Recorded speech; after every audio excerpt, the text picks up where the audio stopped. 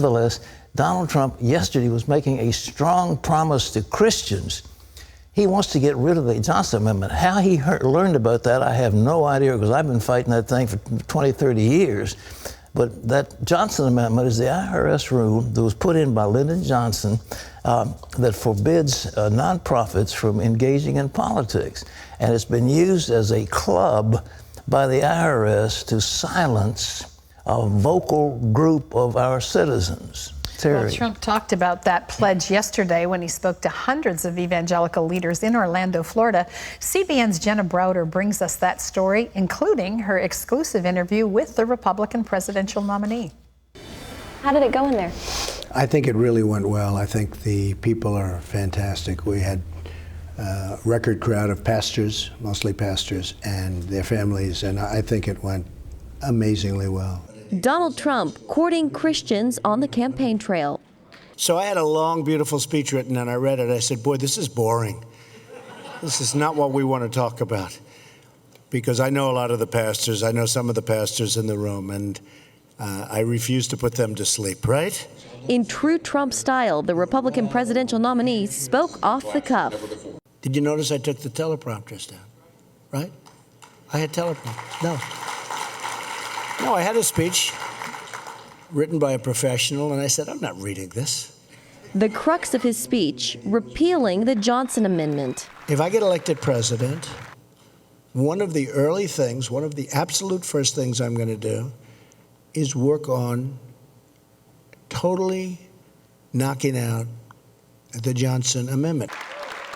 The 1954 amendment was created by then-Senator Lyndon B. Johnson. It limits the free speech of pastors, essentially threatening to take away a church or nonprofit's tax-exempt status for endorsing or opposing a political candidate. They get absolutely hit with the 501c3, which is the tax-exempt status, which is a tremendous hit. I mean, it's a shattering hit. And it really keeps them silent. Free speech is being taken away from people that are great people, from people that are saying good things, not bad things.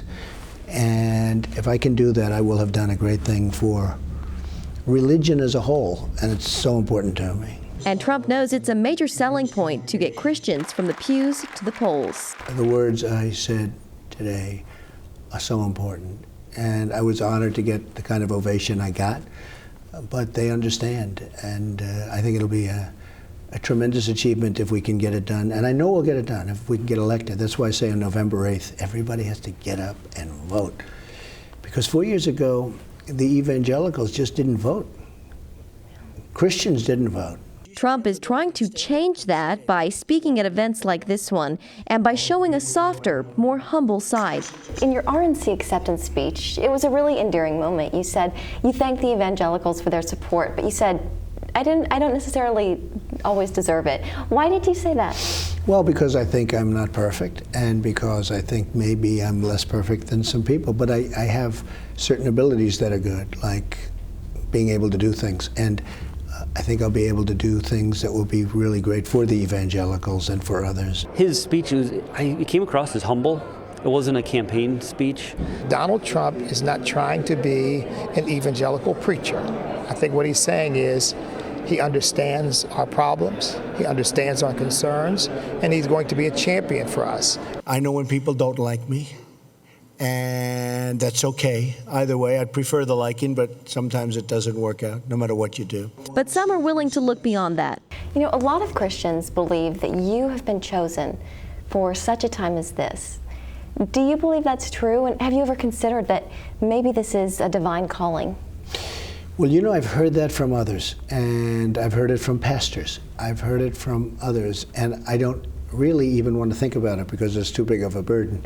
But I can say this, that if I can do what I'm saying I can do, and I'm not only talking with the military and building it up and safety and security and, you know, because our country's in such bad shape in so many ways. Divine calling or not, Trump says he is a friend to Christians. And religious liberty, you talked about that some. You know, a lot of Christian business leaders are getting attacked, you know, because they don't want to support gay couples or they don't want to provide services. You've said in the past that you would defend these businesses. What would you do to protect these these businesses? Well, you know what I'm going to do? What I'm going to do to protect, and what I'm going to do, I think most importantly, is work on exactly what I talked about today. They believe so much in religious liberty, as I do, very much. Because without religious liberty, you don't have liberty. Okay, you don't have liberty. And that's exactly what evangelicals want to hear. But Trump still has work to do. Most of these pastors are on board, but admit he wasn't their first choice. Some of the things with Donald Trump, not sure exactly what we're going to get.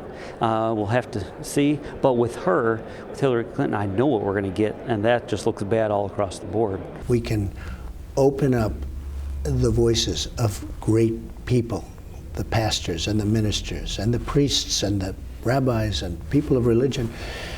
I think that will be something that I will be so proud of. This was a move in the right direction for Donald Trump, but of course, only time will tell if it in fact translates in the polls. Reporting in Orlando, Jenna Browder, CBN News. I must confess, over the decades, I have never heard a presidential candidate speaking so forcefully about religious liberty. They sort of nod and pat you on the back, and that's what happens. They run the evangelicals out for a vote during a campaign, and then when the campaign is over, they guys forget their promises and they go back to doing business as usual. I think Trump means it. But he also feels that this election is in the hands of the evangelicals. If the evangelicals turn out to vote, he thinks that the Republican slate will win. And if they don't turn out to vote, then they're going to lose. It's just that simple. But this is a huge block of votes, and he appreciates it. But the fact that he's zeroing in on the Johnson Amendment, I've been fighting against that thing for decades. And I have never, and I mean never, heard a national figure speak as forcefully about the Johnson Amendment. They duck it, and I have lobbied and talked to the ones, chairman of the House Ways and Means Committee and speakers of the House and all these other people, and they all kind of nod and say, yeah, we'll try to help you, and they never, ever do. And that goes all the way back to Ronald Reagan. I mean, he could have done some stuff too, and he didn't. So they sort of say, well, yeah, let's take you down to the poll. You vote for us, and then you go back and sit in your pews and keep your mouth shut. Trump is saying, you speak out and get with it. I mean, that is a very refreshing refrain. But I know exactly what the IRS has used this as a club over the heads of religious organizations. And the amazing thing is, on the left, black pastors, for example, don't hesitate to speak by name and name candidates and support candidates by name from the pulpit. And the IRS doesn't touch them. But the weight of the IRS comes against conservative Christians on the conservative side of the spectrum. And it's no question about it. I mean, I've seen it with Lois Lerner when she was in the FEC and then later in the tax-exempt branch. She just apparently hated Christians. And now, I mean, she pled the fifth because she'd broken so many laws, and I don't think they've ever punished her. She still maybe gets a pension. But anyhow, this is the campaign we're seeing, and big thing is, I want to say again, register to vote. If you're not registered, you can't vote. Whatever it takes to get yourself registered, go do it.